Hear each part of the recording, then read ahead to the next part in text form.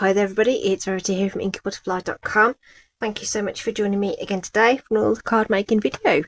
We're going to be doing something really simple today with the Frosted Forest set. So Frosted Forest comes as a bundle with a stamp set, dies and masks. Okay, so today it's just the dies, the outline die for the tree that we're using today, along with the masks. Okay, so there's a set of masks that will create 3 different kinds of tree.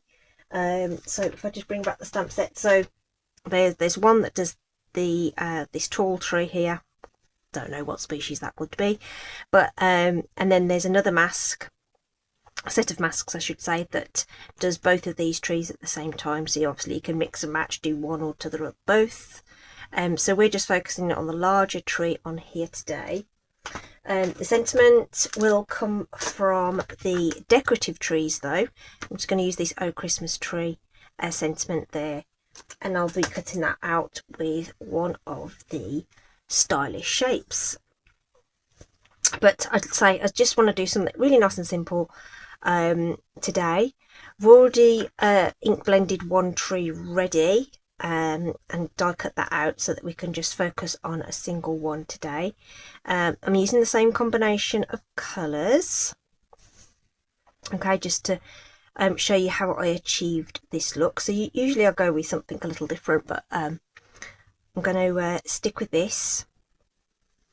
Or I might bring in do you know what, let's swap out our, I'm going to still layer with shaded spruce, but I might bring in some Pretty Peacock just to see how that looks and give it a bit of a different vibe. Okay, right, so just going to use a little scrap of cardstock here that we're going to ink over, and the masks have little letters on them. I wonder if I can get the light to catch that. Hopefully you can see that. There we go. There's an A, B and a C, and there's a 1, 2, 3 to do the other tree. So I would recommend just tacking down your cardstock a little bit, just to help keep everything in place. But we're going to be swapping and changing these masks across, and it's not going to matter too much because we're die cutting it out. We're not looking for the positioning per se. So we're going to use a combination of colours. So I'm going to start off with a light colour. So I'm going to do soft sea foam, and I'm just going to hold this mask in place and put down this layer of colour. Okay, now you may have seen on that original there, I've decided to shade the left side of the tree a little darker than the right side of the tree, just to give it a bit of dimension. And with me being left-handed, that kind of is more natural. So of course you can do whatever you like. Okay. But that said, what I want to do is also kind of shade even on each of the layers as well. So I'm actually going to use Shy Shamrock. I haven't got my scrap paper out. Let me just get some scrap paper. So I don't want a lot of ink on the brush. Just hold that in place, and I'm actually going to come in as well with that, but just keep it well over to the left here and just shade that in. So this looks good just as a single layer if you do a bit of shading like so. Okay, you've already got that gradient across the middle there. Okay, this I'm going to spritz later with some alcohol or water and get that cleaned up. We're now going to position the B layer over the top,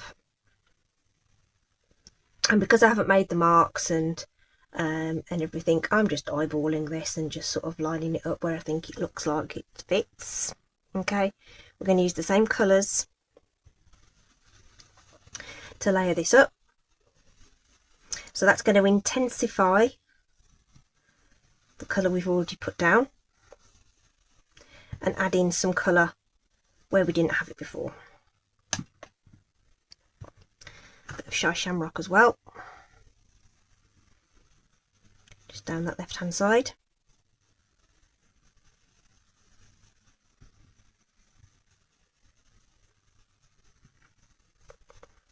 And then you can kind of have a peek at it and just make sure it's looking like it's done, and that looks nice to me, so we'll go with that. And then, but this last one, I find that the top is the best place to sort of start lining this up, and then just shifting that around until you've got it where you want it, I think. So let's go with that. May not be perfect, but it's fine. It's organic, right? So again, just making sure that that right hand side gets some of that colour, because obviously we're going to go over this side a little darker. Okay, so there's our base colour. A little bit of our shy shamrock coming in to darken that up.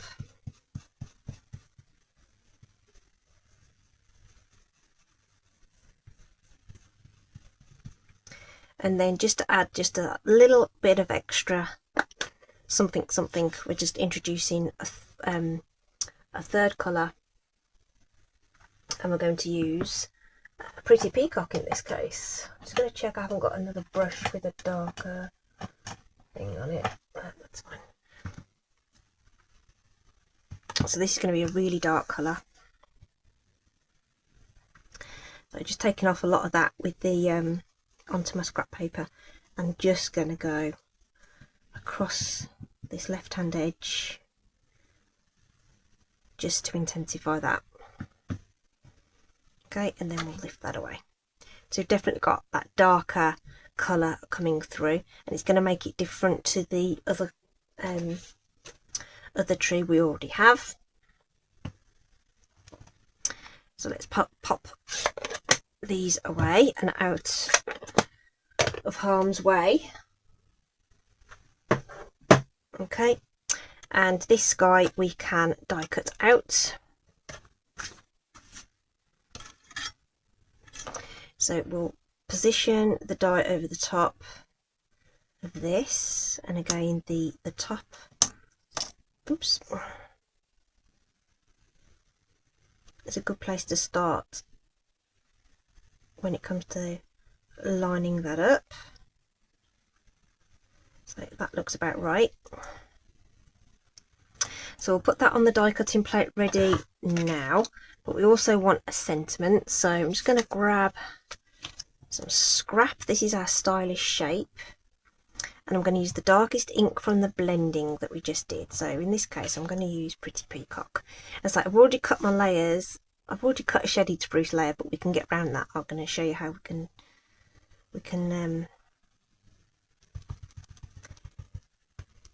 modify if necessary.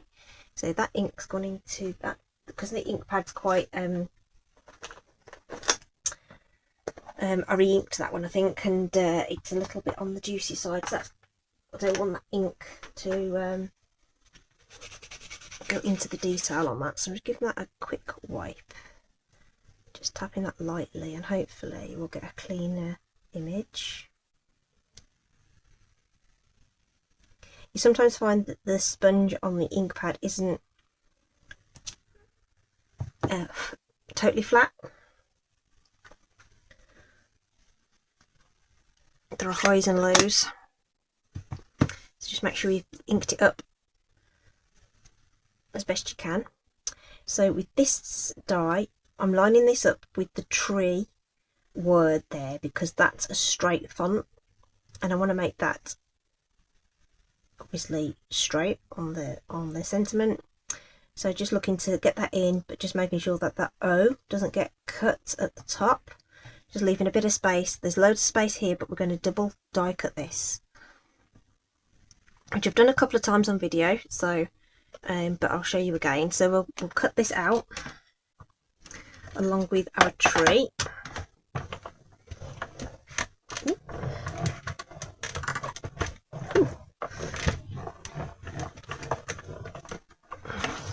Okay, so there's our second tree. So it looks a little different to the other one, but that's fine. We'll organise how they're going to look in a bit. Okay, so our we don't need that anymore, so we'll just chuck that for recycling. So for the double die cutting, I'm going to pop the die back over the top and it will slot back into that stitching that we've already got in there. You'll have to just trust me that you will feel it, but obviously you want it to slot in at a place where it's going to look like it's going to cut it evenly with what you've already cut. And the only bit we need to cut is here, so I'm only going to roll it through the machine so that it catches that edge and cuts that edge. Okay, I'm not going to do the whole lot, just in case it's not quite lined up and I end up with a double die cut like it's shifted. So I'm literally just going to roll that through enough to catch that end, and you'll feel it. You just have to trust me on that, you will know. And then that bit has come off, no problem, and we've got a die cut that actually matches what we want for our card. So card wise, then I've already cut my soft sea foam and a what I call my mini layers. This is 3 by 4 3/4, so that's a whole inch shorter and narrower than a full card base. Okay, now I don't think the difference in colour matters that much with the layer, because I've ended up with shaded spruce, and we did use shaded spruce on the other one, but I think it blends in okay. But if you wanted to, and you'd already cut your layers, or you don't have the matching cardstock, you can just blend around the edge of that and bring the colour tone in. I think I might just leave it, to be honest, because I've already cut it. I'll just use it. And the other thing as well is that you can cut shapes out of here as well before you layer it up, and then you won't be essentially wasting that coloured cardstock underneath the way. So that's a couple of money saving ideas for you. And again, with the tape, you don't have to go mad with tape all the way around everything. It's just enough to keep everything in place. Okay, so you don't need to necessarily go around everything. Sometimes the trimmer leaves little raised bits, so just making sure that's nice and flat. Just using a bone folder for that. And we'll just layer this on, because we're not doing anything with this layer. This is just going on as it is, and this tape's going to run out very soon. I can see that red, you see the red end of the tape is gonna it's gonna run out on me any time. Woo! Dropping it. So we'll pop this onto our card front. I turn it sideways just because I find it easier to visualise those 3 borders rather than trying to look there and there. It's easier to look there and there. Just make sure that's the right way up, although that doesn't look quite straight now. And then you need to decide which way around your trees are going to go. Now I quite like this darker one to come to the front, I think. So I think we'll stick this one on flat and then this one up on the dimensionals. So again, we'll just, goodness me, butterfingers today. So this is going to go towards the top and to the right. Okay, and then this guy is going to go on the other side, but we're going to pop him up on some dimensionals just to give the card a bit of lift. Okay, did think about embossing the sentiment. See, that's another thing. So like a bit of gold or something, that would be nice. This one's just going to come a little bit further down, but off to the left, just to give it that shape. But of course we've got a high and a low here, okay, which we need to balance out with the sentiment. So we're going to stick this flat, but raise this end up on the dimensional, and need the one, and a bit of seal will do the job on the other side. So again, we'll look to get that even with the panel, somewhere there I reckon. That looks about right. So again,